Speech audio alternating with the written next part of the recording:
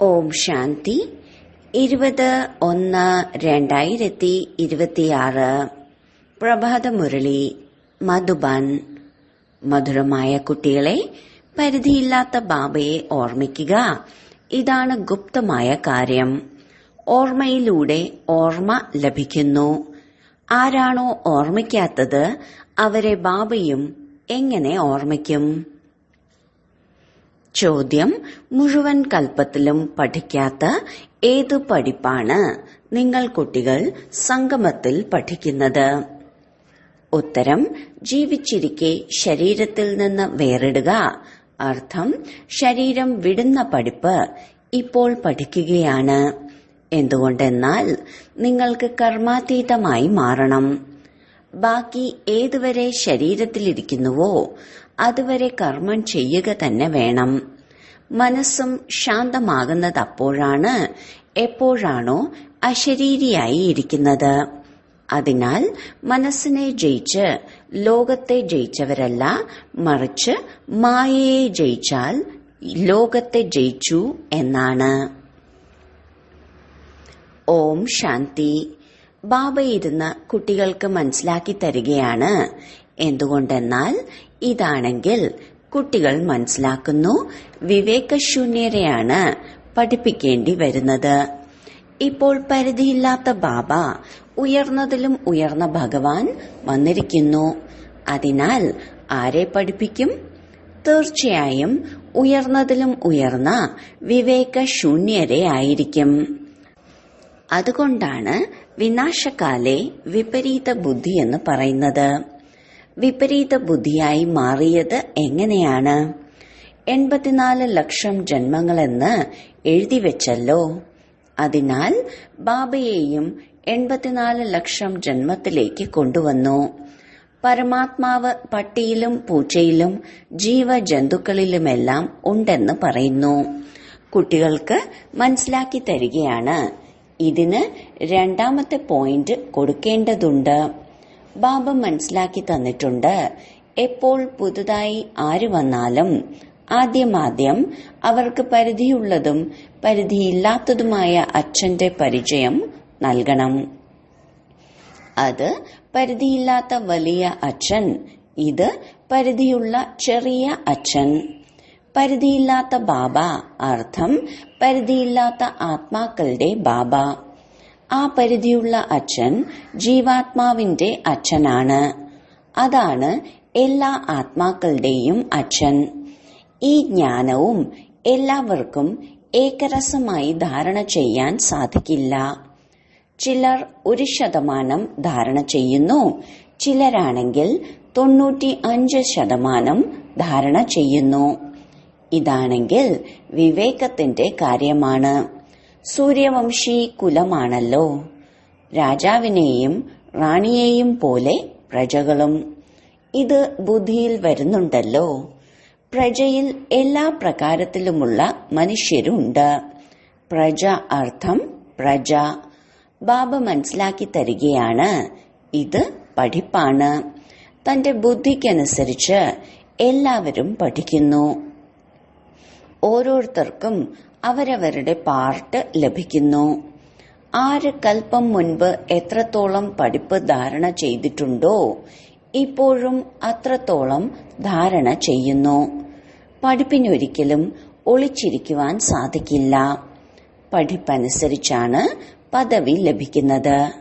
ബാബ മനസ്സിലാക്കി തന്നിട്ടുണ്ട്. മുന്നോട്ടു പോകവേ പരീക്ഷ ഉണ്ടാവുക തന്നെ ചെയ്യുന്നു. പരീക്ഷയില്ലാതെ ട്രാൻസ്ഫർ ആകാൻ സാധിക്കില്ല. പിന്നീട് എല്ലാം അറിയും. എന്നാൽ ഇപ്പോഴും അറിയാൻ സാധിക്കുന്നു നമ്മൾ ഏത് പദവിക്കാണ് യോഗ്യരായി ഇരിക്കുന്നത് എന്ന്. ലജ്ജ കാരണം എല്ലാവരോടുമൊപ്പം കൈ ഉയർത്തുന്നുവെന്ന് മാത്രം. ഉള്ളിൽ മനസ്സിലാക്കുന്നുമുണ്ട് നമുക്കിത് എങ്ങനെയായി മാറാൻ കഴിയും. എങ്കിലും കൈ ഉയർത്തുന്നു. അറിഞ്ഞിട്ട് പോലും കൈ ഉയർത്തുകയാണെങ്കിൽ ഇതിനെയും അജ്ഞാനമെന്ന് പറയും. എത്ര അജ്ഞാനമാണ്! ബാബയാണെങ്കിൽ പെട്ടെന്ന് മനസ്സിലാക്കുന്നു. ഇതിലൂടെ ആ വിദ്യാർത്ഥിയിൽ വിവേകമുണ്ടാകുന്നു. അവർ മനസ്സിലാക്കുന്നു, ഞാൻ സ്കോളർഷിപ്പ് നേടുന്നതിന് യോഗ്യനല്ല, വിജയിക്കുകയില്ല. ഇതിനേക്കാൾ ആ അജ്ഞാനി നന്നായി മനസ്സിലാക്കുന്നു, ടീച്ചർ എന്താണോ പഠിപ്പിക്കുന്നത് അതിൽ നമ്മൾ എത്ര മാർക്ക് നേടും. ഇങ്ങനെ പറയില്ല, നമ്മൾ പാസ് വിത്ത് ഓണറായി മാറും. അതിനാൽ വ്യക്തമാകുന്നു, ഇവിടെയുള്ളവർക്ക് ഇത്രയും ബുദ്ധി ഇല്ല. ദേഹാഭിമാനം വളരെയധികമുണ്ട്. എപ്പോൾ നിങ്ങൾ ലക്ഷ്മി നാരായണനാകുന്നതിന് വന്നുവോ അപ്പോൾ പെരുമാറ്റം വളരെ നല്ലതായിരിക്കണം. ബാബ പറയുന്നു, ചിലരാണെങ്കിലോ വിനാശകാലത്ത് വിപരീത ബുദ്ധിയാണ്. എന്തുകൊണ്ടെന്നാൽ നിയമാനുസരണം ബാബയോട് പ്രീതി വെക്കുന്നില്ല. അപ്പോൾ അവസ്ഥ എന്താവും? ഉയർന്ന പദവി നേടാൻ സാധിക്കില്ല. ബാബ ഇരുന്ന് കുട്ടികൾക്ക് മനസ്സിലാക്കി തരുന്നു, വിനാശകാലത്തെ വിപരീത ബുദ്ധിയുടെ അർത്ഥം എന്താണ് എന്ന്. കുട്ടികൾ തന്നെ പൂർണമായും അറിയുന്നില്ലെങ്കിൽ പിന്നെ മറ്റുള്ളവർ എന്ത് മനസ്സിലാക്കും? നമ്മൾ ശിവബാബയുടെ കുട്ടികളാണ് എന്ന് മനസ്സിലാക്കുന്നവർ തന്നെ പൂർണ്ണ അർത്ഥത്തിൽ മനസ്സിലാക്കുന്നില്ല. ബാബയെ ഓർമ്മിക്കുക, ഇതാണെങ്കിൽ ഗുപ്തമായ കാര്യമാണ്. പഠിപ്പാണെങ്കിൽ ഗുപ്തമല്ലല്ലോ. പഠിപ്പിൽ നമ്പർ വൈസാണ്. എല്ലാവരും ഒരുപോലെ പഠിക്കുന്നില്ല. ബാബയാണെങ്കിൽ മനസ്സിലാക്കി തരുന്നു, ഇവർ ഇപ്പോൾ ചെറിയ കുട്ടികളാണ്. അങ്ങനെ പരിധിയില്ലാത്ത ബാബയെ 3-4 മാസം ഓർമ്മിക്കുന്നു പോലുമില്ല. അവരുടെ കത്ത് വരാതെ എങ്ങനെ അറിയാൻ പറ്റും ഓർമ്മിക്കുന്നുണ്ടോ എന്ന്? പിന്നീട് ആ കത്തിൽ സർവീസിന്റെ വാർത്തയും ഉണ്ടായിരിക്കണം. ഇങ്ങനെയുള്ള ആത്മീയ സേവനം ചെയ്യുന്നു. തെളിവ് വേണമല്ലോ. ഇങ്ങനെയുള്ള ദേഹാഭിമാനികളുണ്ട്, ഒരിക്കലും ഓർമ്മിക്കുക പോലും ചെയ്യാത്തവർ. സേവനത്തിന്റെ തെളിവും കാണിക്കുന്നില്ല. ചിലരാണെങ്കിൽ വാർത്ത എഴുതുന്നു, ബാബ ഇന്നയാൾ വന്നു, അവർക്കിത് മനസ്സിലാക്കി കൊടുത്തു. അതിനാൽ ബാബയും മനസ്സിലാക്കുന്നു, കുട്ടി ജീവിച്ചിരിപ്പുണ്ട്. സേവനത്തിന്റെ വാർത്ത ശരിയായി നൽകുന്നു. ചിലരാണെങ്കിൽ 3-4 മാസം കത്തും എഴുതുന്നില്ല.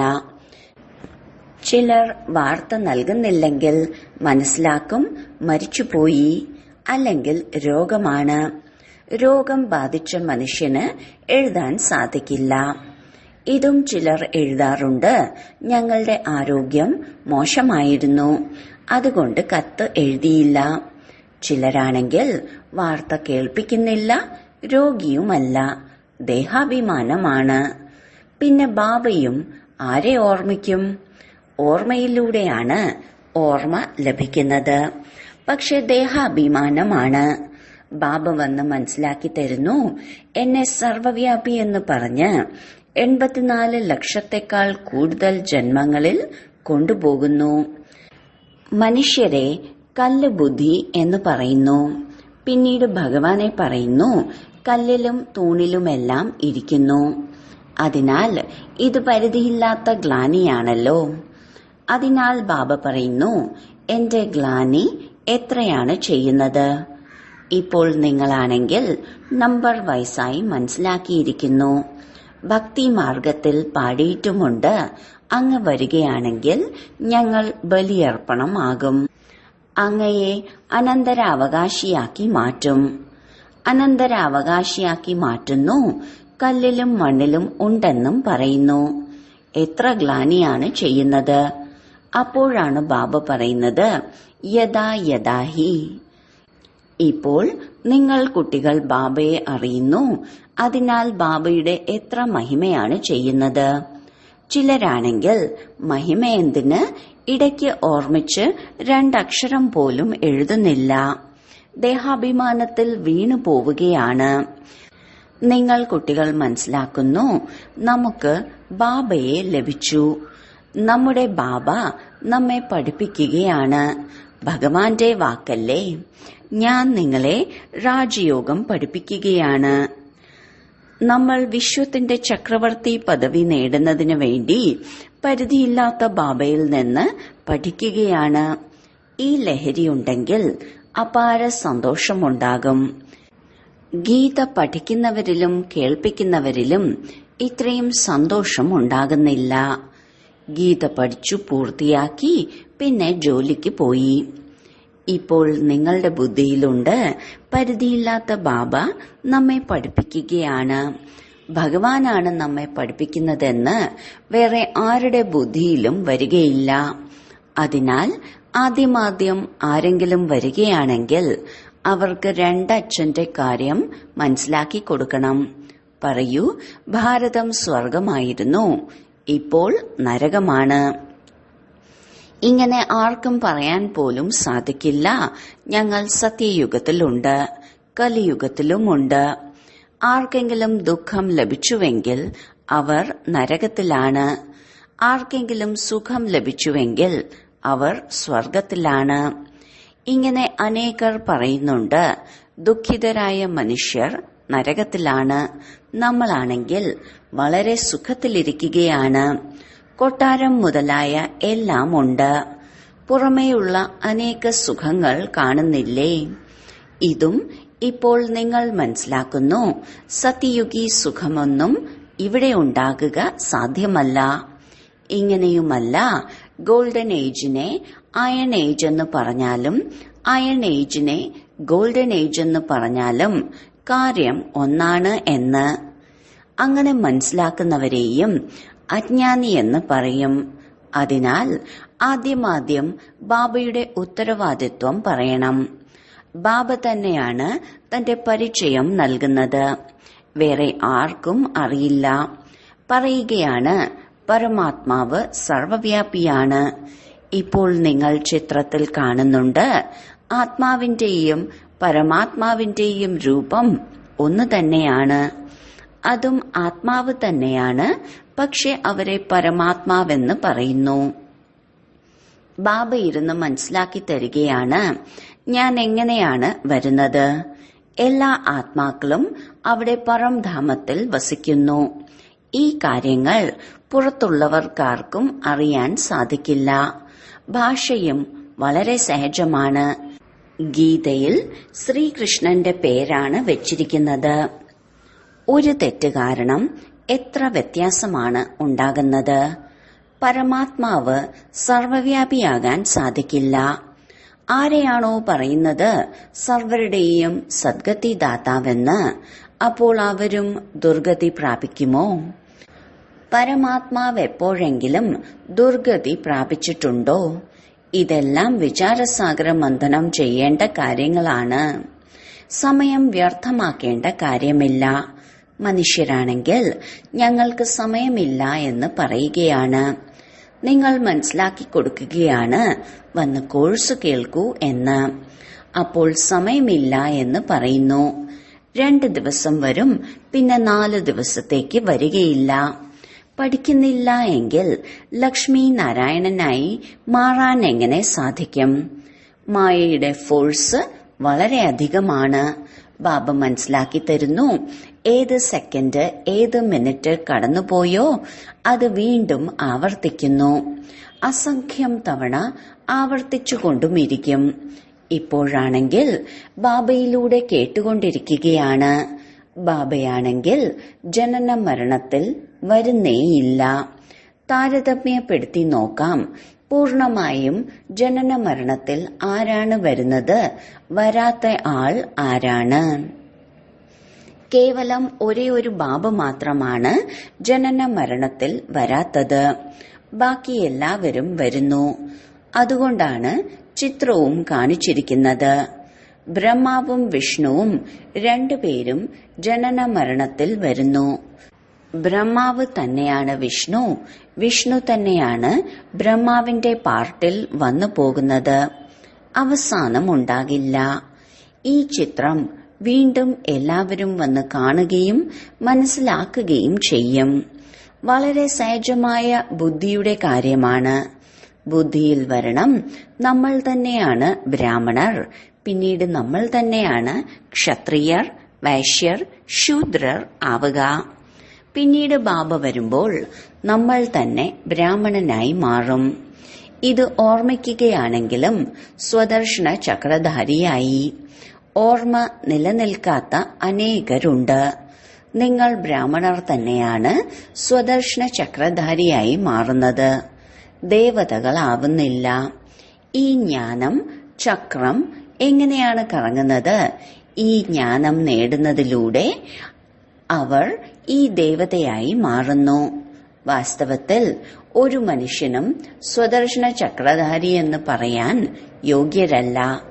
മനുഷ്യരുടെ സൃഷ്ടിയായ മൃത്യുലോകം തന്നെ വേറെയാണ്. എങ്ങനെയാണോ മനുഷ്യരുടെ ആചാര അനുഷ്ഠാനങ്ങൾ വേറെ, എല്ലാവരുടെയും വേറെ വേറെ എന്നതുപോലെ ദേവതകളുടെ രീതി വേറെയാണ്. മൃത്യുലോകത്തിലെ മനുഷ്യരുടെ രീതി വേറെ. രാത്രിയുടെയും പകലിന്റെയും വ്യത്യാസമുണ്ട്. അതുകൊണ്ടാണ് എല്ലാവരും പറയുന്നത് ഞങ്ങൾ പതീതരാണ്. അല്ലയോ ഭഗവാനെ, പതീത ലോകത്തിലിരിക്കുന്ന ഞങ്ങൾ എല്ലാവരെയും പാവനമാക്കി മാറ്റൂ. നിങ്ങളുടെ ബുദ്ധിയിലുണ്ട് ഇന്നേക്ക് 5000 വർഷങ്ങൾക്ക് മുൻപ് പാവന ലോകമായിരുന്നു.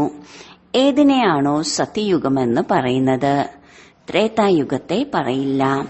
ബാബ മനസ്സിലാക്കി തന്നിട്ടുണ്ട് അതാണ് ഫസ്റ്റ് ക്ലാസ്, ഇത് സെക്കൻഡ് ക്ലാസ് ആണ്.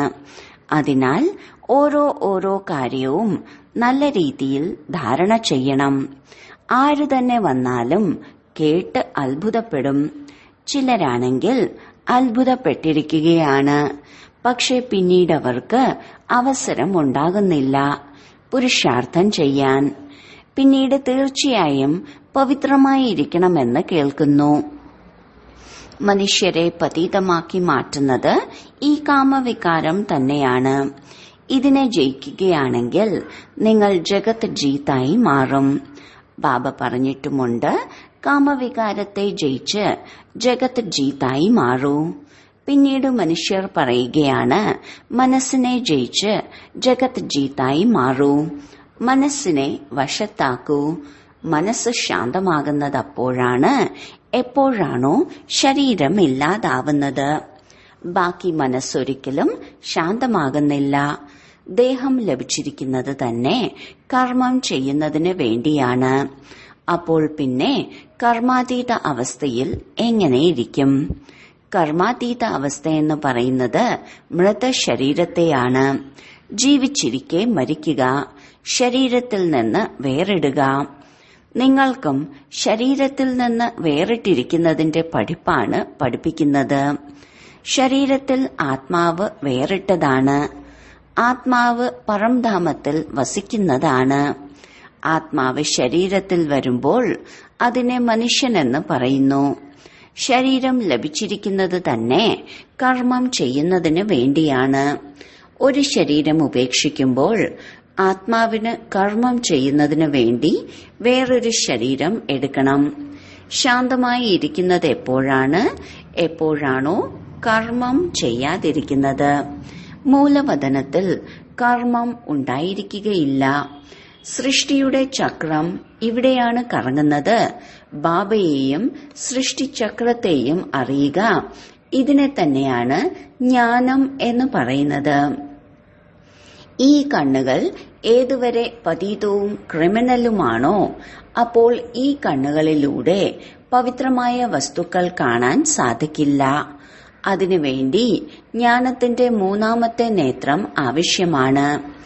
എപ്പോൾ നിങ്ങൾ കർമാതീത അവസ്ഥ നേടുന്നുവോ, അർത്ഥം ദേവതയാകുന്നുവോ, അപ്പോൾ മുതൽ ഈ കണ്ണുകളിലൂടെ ദേവതകളെ തന്നെ കണ്ടുകൊണ്ടിരിക്കും. ബാക്കി ഈ ശരീരത്തിൽ ഈ കണ്ണുകളിലൂടെ കൃഷ്ണനെ കാണാൻ സാധിക്കില്ല.